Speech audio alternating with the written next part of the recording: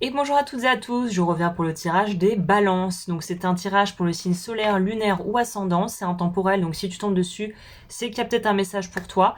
N'hésite pas si la vidéo te plaît à booster, liker, commenter comme toujours et profite si tu regardes ça en décembre de ma promo sur tout le site web, il y aura moins 10% sur à peu près tout.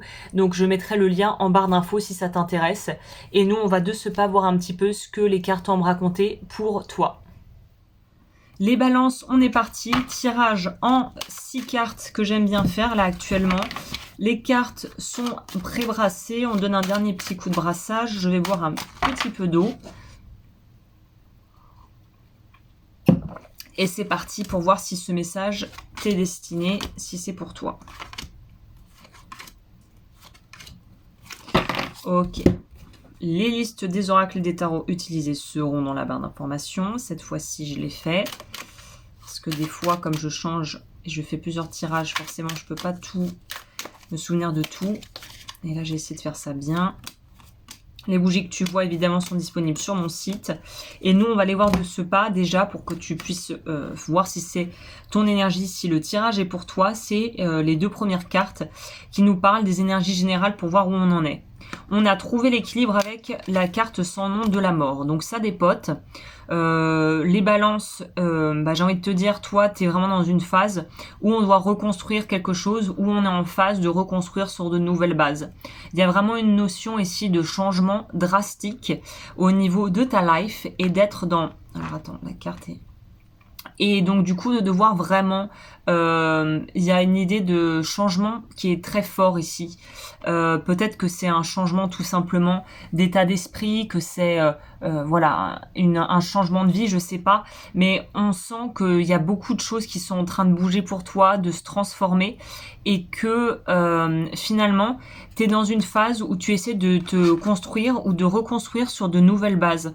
Alors sois pas du tout inquiété, c'est très bien. C'est vraiment la notion de on construit autre chose, on envisage la vie et l'avenir autrement, et c'est pas quelque chose dont tu devrais avoir peur ou qui semble fastidieux. C'est comme un déménagement, on sait que c'est fatigant, on sait qu'on doit les faire les cartons, puis qu'après on va devoir les déballer, mais généralement à la clé c'est pour quelque chose qui nous convient mieux, ou en tout cas qui va changer notre façon de vivre et notre approche par rapport à une situation, et c'est très bien en fait. Donc là, jusqu'ici, pas d'inquiétude, rien de dramatique. On va voir ce que tu laisses derrière toi. Passer à autre chose. Ça pourrait littéralement nous parler de déménagement ici. Ça pourrait nous parler aussi de faire le tri dans ses amitiés, dans ses relations, dans sa famille, et de laisser certaines choses derrière.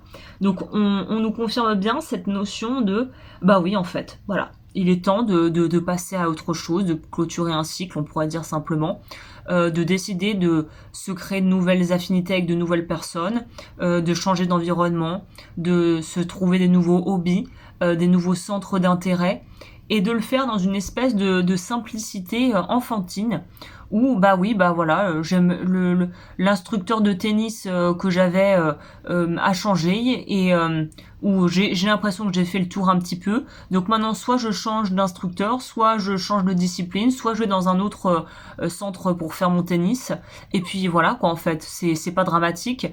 Je sais pas, la boulangère, son pain est moins bon qu'avant, j'ai remarqué depuis un certain temps que la qualité avait baissé, bah je vais trouver une autre boulangerie en fait, tu vois, c'est un peu simplet comme image, mais c'est un peu ça. On propose plus, il me propose plus ce qui m'intéresse, bah en fait je me désabonne et puis je trouve autre chose quoi. On est vraiment dans quelque chose de finalement très sain, de très qui relève littéralement du bon sens quoi. Donc tu quittes des choses qui, de toute vraisemblance, sont arrivées de toute façon à date de péremption quoi un peu. Hein. Au niveau de ce qu'il reste à découvrir pour toi, les opportunités qui arrivent, super. On a les amoureux dans le tarot avec le valet de bâton. Bon, on va vers quelque chose d'un peu plus sympatoche, les balances là. On va sur quelque chose où on peut se réjouir de redécouvrir peut-être un partenaire de vie, de redécouvrir ce que c'est que la vie à deux ou la vie en couple, ou de pouvoir redécouvrir ce que c'est. Tu sais, un peu comme des premières fois, on se dit « Ah bah tiens, ça je revivrai plus jamais ».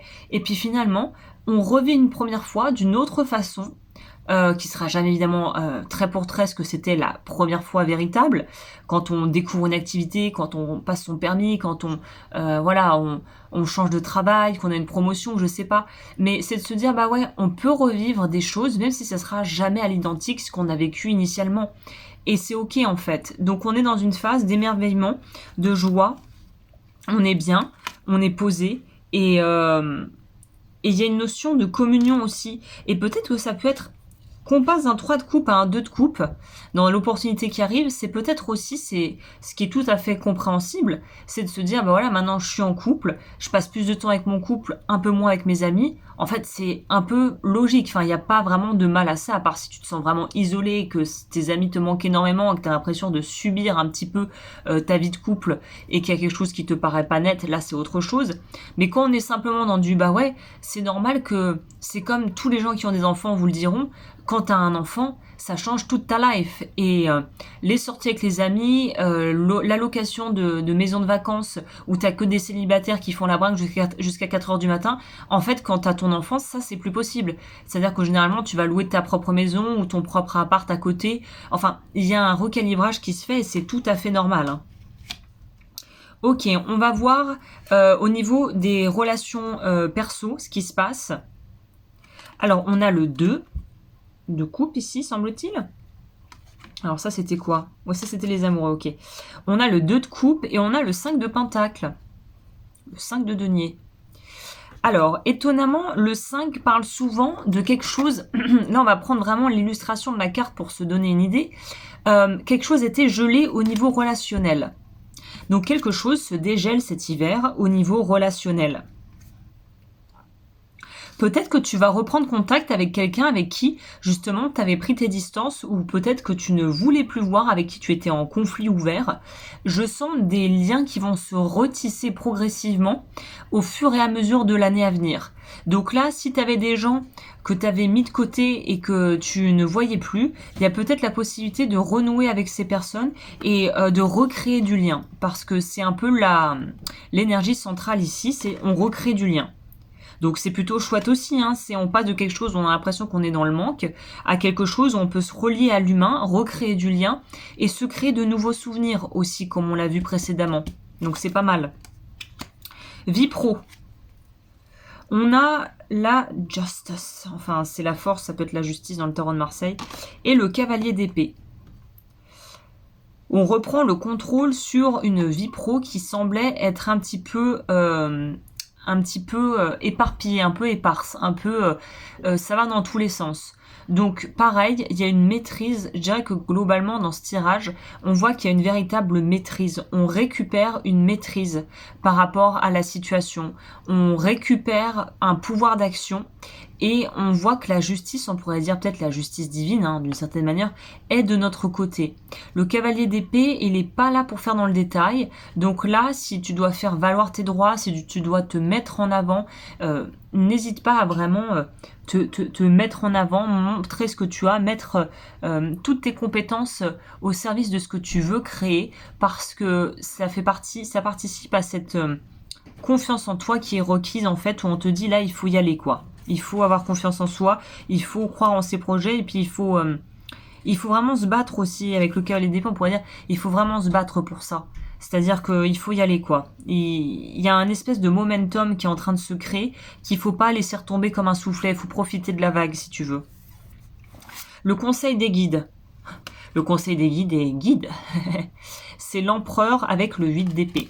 C'est de trancher pour ne plus se sentir victime de la situation et ballotter comme un petit bouchon de liège sur la mer. C'est vraiment la notion de on reprend son pouvoir personnel, tu n'es pas bloqué. C'est une perception, c'est peut-être temporaire si c'est vraiment factuel là dans ta vie, mais je pense que le blocage est plus lié probablement à une posture que tu as qu'à un véritable blocage et arrêt total de ta life et des opportunités qui pourraient s'y présenter. Donc là, c'est vraiment, on te dit, il faut que tu te repositionnes en tant qu'empereur, ça va très bien avec cette idée de la vie professionnelle, saisir la vague, saisir l'opportunité, ne plus se positionner en tant que victime, mais au contraire changer de narratif pour se dire en fait, je suis capable. Et c'est un peu ce truc, en fait c'est relativement vrai, c'est fake it until you make it, c'est fais semblant jusqu'à ce que ça arrive. Même si tu n'y crois pas trop, pars du postulat et garde cette posture de ça va marcher.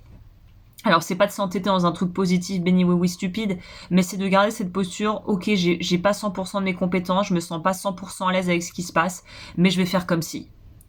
Et tu verras que ça va se passer beaucoup plus facilement et ça sera beaucoup plus fluide pour toi. On va voir le conseil de fin ici. Alors, tu n'as peut-être pas vu, je me suis mis de l'eau dessus, bien sûr. Alors, le conseil, c'est quoi pour les balances? On reprend un peu les rênes et les commandes ici. J'ai l'impression que vous êtes retrouvés un peu ballottés. Et là, on est un peu plus... On retrouve la maîtrise, on redevient décisionnaire principal de ce qui se passe. Maison et bâtiment. Que représente une maison ou les pièces d'une maison pour vous? Ces espaces sont-ils rangés ou en désordre? Dans quel état d'esprit êtes-vous? Et on en revient à ce que je vous disais. L'état d'esprit, c'est ce qui change tout. Soit tu t'effondres, tu sors le banjo. Soit tu décides, bon ok, je lève la tête, je retrousse mes manches et on y va. Par exemple, dans une relation où tu as peut-être été sans contact ou en contact minimal avec quelqu'un, ça t'a beaucoup peiné, peut-être un parent, peut-être frère, sœur, un conjoint duquel tu t'es éloigné, un ex-partenaire de vie avec qui finalement t'as pas tourné la page, t'as pas passé l'éponge. Il y a cette notion de, en fait, à un moment donné, il est jamais trop tard pour réparer ce qui aurait pu être réparé. En tout cas, de ton côté, même si la personne en face n'est pas réceptive, toi, tu peux le faire pour toi, en fait. Je vais lire le livret parce que j'ai été assez surprise en bien des infos du livret. Un rêve à propos d'une maison. Alors là, oui, ces cartes-là, c'est vrai que j'ai compris très tard. C'est marqué dessus pourtant. C'est la carte rêve. Donc ça peut parler aussi de ce dont tu pourrais rêver prochainement ou dont tu as rêvé. Un rêve à propos d'une maison indiquera souvent quand vous vous percevez. Les diverses pièces et leurs caractéristiques incarnent différents aspects de vous-même. En général, une demeure délabrée qui a besoin d'être réparée signifie que vous négligez des facettes de vous-même ou de vos responsabilités. La cuisine est le cœur d'un foyer, le centre nourricier. Elle représente vos émotions et votre vie de famille. Si votre quotidien est ponctué de conflits, en rêve ils auront lieu dans la cuisine et le salon. Ces pièces sont les chefs-lieux de la maison, là où vous pouvez interagir mais aussi vous détendre. Les chambres évoquent l'intimité et la vie privée. Il vous faudra donc examiner ce qu'il en est dans la réalité. Si vous rêvez d'un grenier, vous explorez sans doute votre moi supérieur dans le but d'améliorer votre intellect. Ou il se peut que ce soit l'endroit où se sont stockés vos souvenirs. Les sous-sols sont les pièces où vous enfermez vos peurs enfouies. Ils désignent également votre inconscient. Un rêve sur des problèmes de plomberie dans une salle de bain montre que vous gérez mal vos émotions. Envisagez de dire non plus souvent aux sollicitations des gens. Les balcons offrent une vue remarquable, la possibilité de prendre du recul, tandis que les fenêtres créent des perspectives et vous donnent un aperçu de ce qui se déroule près de vous. Si les entrées et les couloirs symbolisent les transitions existentielles, les escaliers incarnent les efforts et il vous faudra faire et ce qu'il vous faudra faire pour avancer et atteindre vos objectifs. Les portes, quant à elles, représentent les opportunités et les changements. Une pièce cachée ou secrète signalera la découverte d'un potentiel négligé ou de qualité insoupçonnée chez vous. Les autres bâtiments décrivent la représentation que vous avez de vous-même dans la sphère publique. Église renvoie à un lieu pour évaluer votre vie. L'hôtel symbolise un état émotif temporaire, un désir d'apporter du changement dans votre quotidien. Le musée ou la bibliothèque représente le côté social de votre existence et les relations de travail. Le salon de beauté reflète l'image de soi. Intéressant. Donc voilà, votre vie intérieure qui pourrait vous être révélée dans des rêves. Eh ben écoutez, balance super complet, très beau tirage, on sent que c'est très nuancé, il y a du challenge, il y a des appuis, c'est à vous d'arriver à jongler avec tout ça. Si la vidéo t'a plu, évidemment, n'hésite pas à liker, à commenter, à booster la vidéo si c'est possible et à voir ce que je propose sur laudufeu.com, mon site web, et je te dis à très vite pour de nouvelles aventures.